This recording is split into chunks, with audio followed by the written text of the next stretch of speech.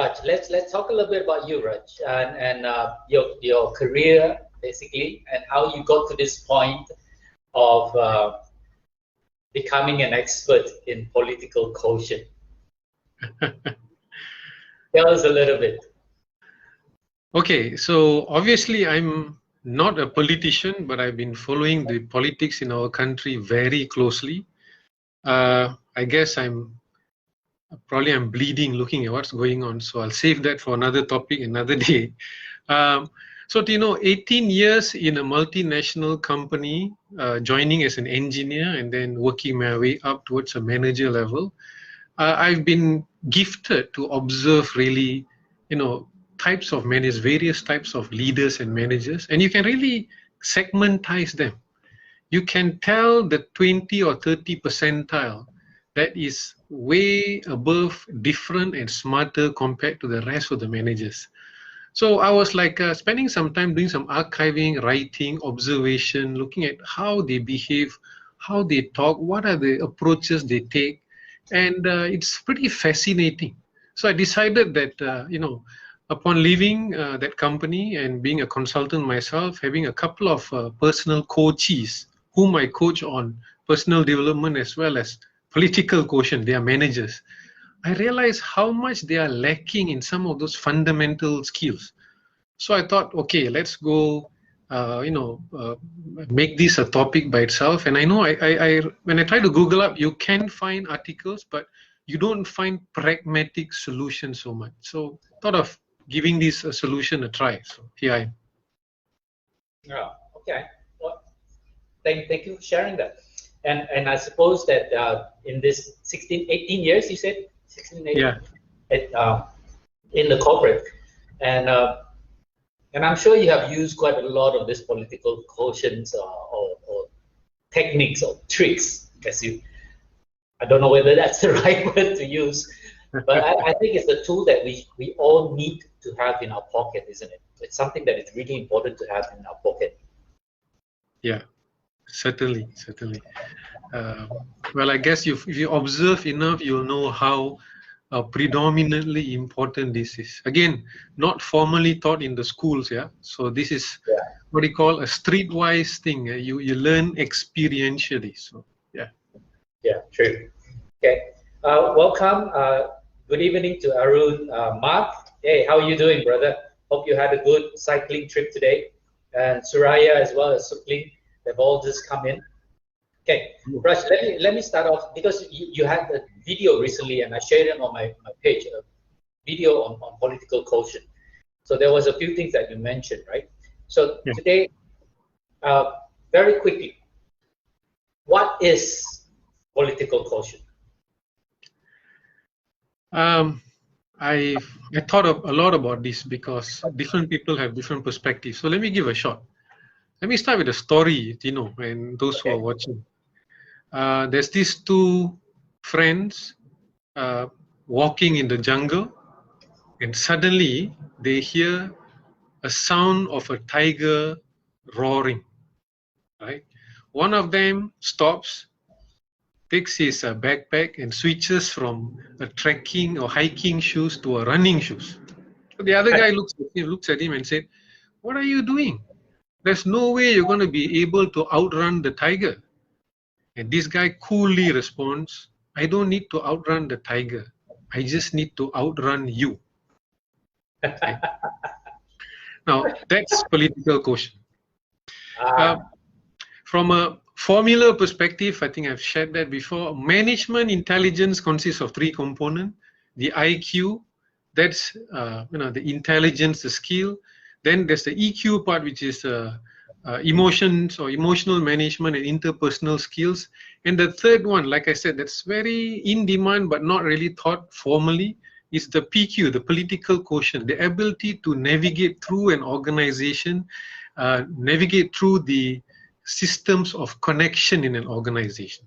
So that's where PQ falls into in the whole management quotient formula. And tied to that, I have a quote too.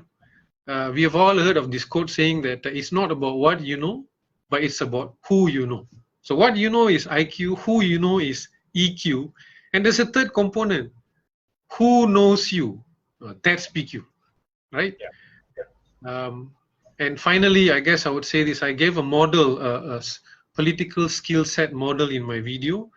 And really, if you think that you have a mindset of, I will wait and see, I will just follow what everyone else is doing, you are in the category of the sheep and as well as the donkey. But if you are the one who decides to walk into a situation, an organization, and go like, okay, what can I do and how can I benefit? Or what can I do and how can I create such an impact that will be visible as a leader? From that perspective, that's what PQ is all about. Okay. Yeah, it makes sense. It makes a lot of sense. Well, we know that in basically a lot of times we look at the people in an organization and we talk about change, right? We have people who are innovators, we have people who are early adopters, we have people who are the early majorities, then we have the late majorities, and then we also have the laggards, right? The one who always fall behind and refuse to change, right? Yeah. So in terms of political quotient and learning how to manage yourself or to be politically savvy and learn how to manage drama in the office, I suppose you can call that, right? People need to have this skill. Leaders need to have this skill, regardless of whatever position you are in right now, right? Yeah. So let's just take, for example, right now, if for a manager, a new manager who have just come into the organization, right?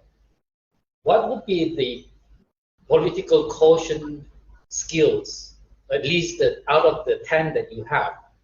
Which do you think will be the more important one for them to quickly get themselves acclimated into the organization? You know, that's a tough one. Out of 10, you asked me to choose one. But, I can start by saying this. This is my own experience. When I ascended the ladder from an engineer to a people's leader or a manager, supervisor, or frontline manager, you know, usually managers are not given enough time to be managers. No, that's a sad reality. So when I took up that position, I struggled with some of these skills beyond that IQ part, right?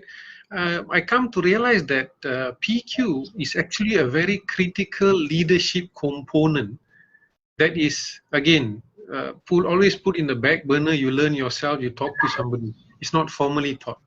So if you ask the question, what would be one thing a new manager or a new people's leader should do? This is tied to the mentality that you carry with you.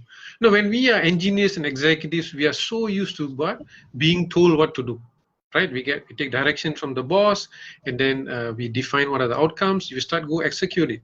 So if we carry that same mentality when you are a supervisor or a manager, and you end up waiting for your boss to tell you what to do, or you believe that your boss knows your work and he will reward and recognize you accordingly, or if you say that my work speaks for itself, or I am good in this area, I just continue doing that, teaching my people, and the organization, the boss is going to recognize that. Now that is the major trap or a pitfall, and for you to overcome that, it falls in the first PQ power principle. It is called take charge or take control.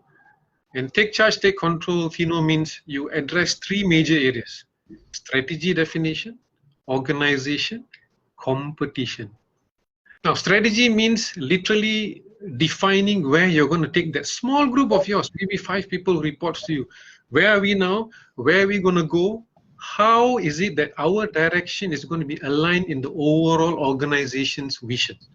Now, you need to start thinking that way, because that makes a difference between you and another young manager who decides to just wait and let the boss tell him, okay, please go do these 5 things. That's what the organization needs.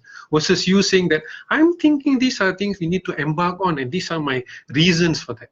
Wow, right? Starting to talk about strategy as a young manager. Now, that's a first subset of taking charge, taking control that most people may not do.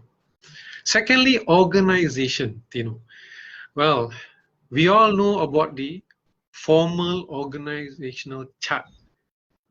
Well, that's good, but how well do you read and understand the informal organization structure? Who is connected to who, right? Who is related to who? Whose words has the greatest say? Where is the corridor of power? How far are you away from the corridor of power? If you're not in the HQ, you're away, you're busy having lunch with yourself in a group of people who's not able to give you information, then you're not strategically positioned. And you have to do something about it, right? What I said, who knows who? I used to joke about who's sleeping with who. It makes a difference too sometimes. And of course, finally, the third component is competition, undertaking charge and taking control. You really need to study who are your fellow HODs or group leaders, who are your competitors. If you think there's no competitors, you're fooling yourself. That is like telling that you expect the lion not to eat you because you did not choose to eat him. So that's the whole pitfall. You need to literally understand who are your competitors, what are their strengths, what are their weaknesses, where do they shine, why are they good at. When your fellow HOD is presenting in a meeting, if the questions asked are much lesser, and even a CEO is sitting and he says, that's a good point, Raj, then you know how well your competitor is doing. Then assess yourself how far away you are from that, and then create strategies to move. Pretty much, you know. So